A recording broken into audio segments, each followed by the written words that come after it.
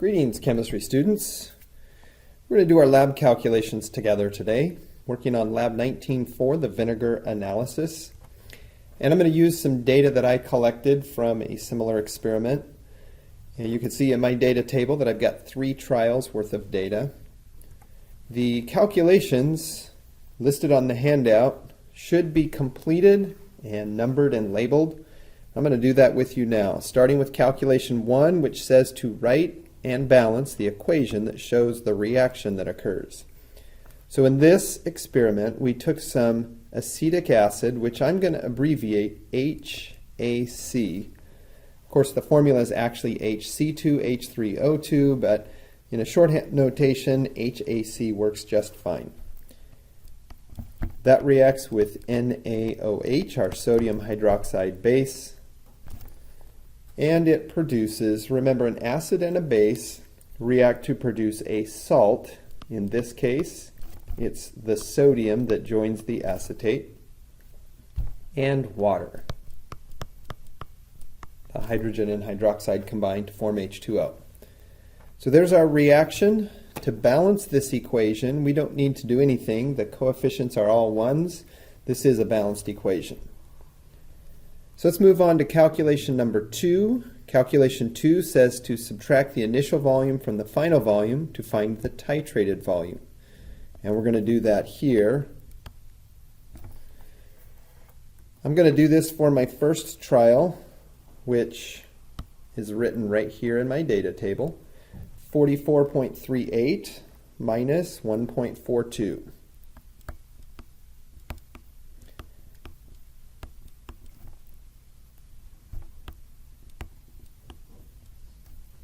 And the difference between those numbers comes out to 42.96.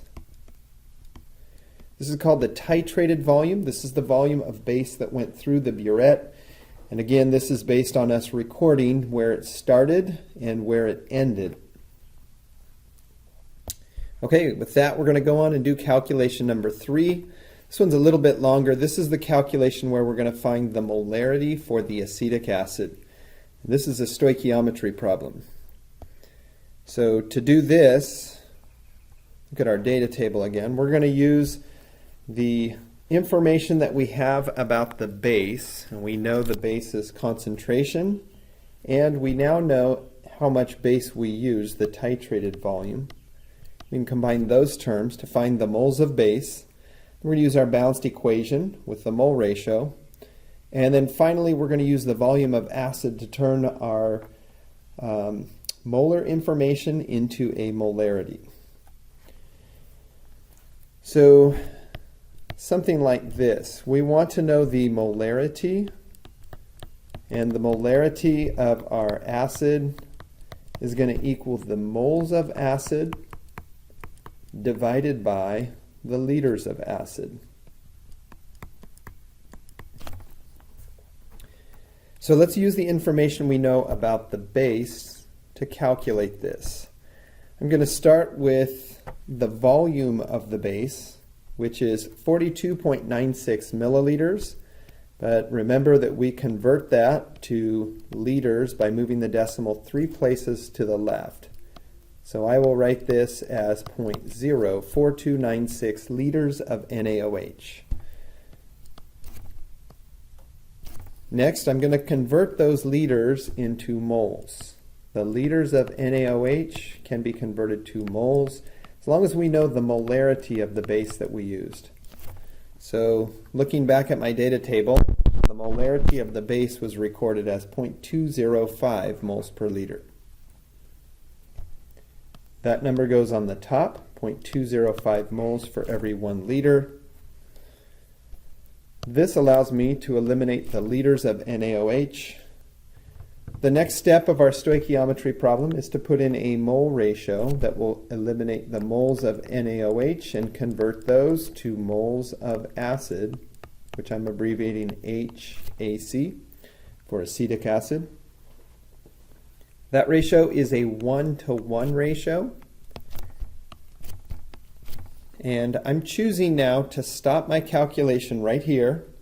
I'm going to find the value which represents the moles of acid And once I know that number, I'm going to plug it into this equation down here to find the molarity.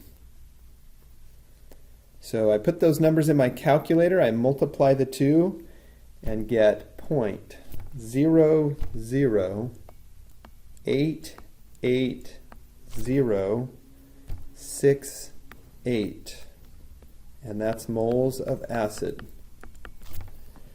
As a note, remember you don't want to round your calculations until the very end. So I'm going to keep all of the digits here and record this as 0.0088068 moles. And I'm going to divide that number by the liters of acid that were used. If we go back and look at the data table, you can see that the liters of acid, 10.0, well, that's actually the milliliters. So let's convert that to liters by moving the decimal 3 places. And that will make this 0.010 liters. So that number goes on the bottom, 0.0100 liters. I divide these two values, and I end up with the molarity of the acid. And I'm going to round my answer. At this point, I'll round it off to 3 digits and call it 0.881. And the units now are moles per liter, and this is for the acid. So that is how you find the molarity of the vinegar from our experiment.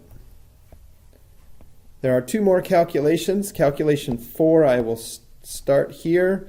I'm going to let you do calculation 5 on your own. Calculation 4 is just to find an average, and let me remind you that when you're finding averages, you add up all of the measurements and you divide by the number of measurements. In our case, I've got 3 trials here, so I'm going to put in each of my 3 answers. I'm going to add them up and divide by 3 to find the average. All right, go ahead and fill in my data table a bit. I've done a few other calculations, and I've discovered that the titrated volume for the other 2 trials, 42.70 and 42.88. I've also done this same calculation that I just did for all 3 trials. Now I just found out 0.881 is the molarity for my first trial.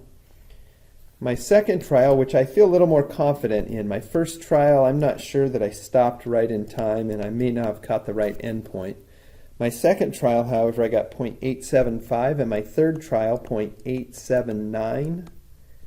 I'm going to average all 3 of those numbers together to find a single value that represents the average molarity of the acid.